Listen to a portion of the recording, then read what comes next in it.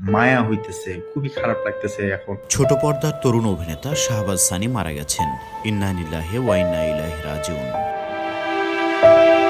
সোমবার অভিনেতা জিয়াউল ফারুক অপূর্ব এক ফেসবুক পোস্টের মাধ্যমে এ তথ্য নিশ্চিত করেছেন।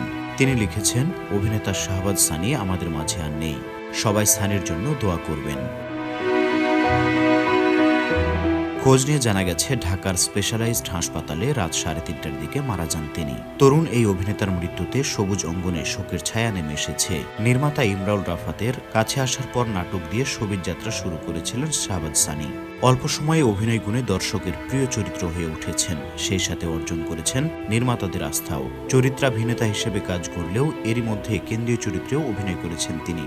2018 সালে আব্দুল্লাহ নাটকে তাকে প্রথমবার কেন্দ্রীয় চরিত্রে অভিনয় করতে দেখা যায়। এটি পরিচালনা করেন গোলাম কিবরিয়া ফারুকী।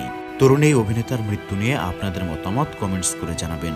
সেই সাথে দ্য রাডার নিউজ চ্যানেলটিকে সাবস্ক্রাইব করে রাখুন।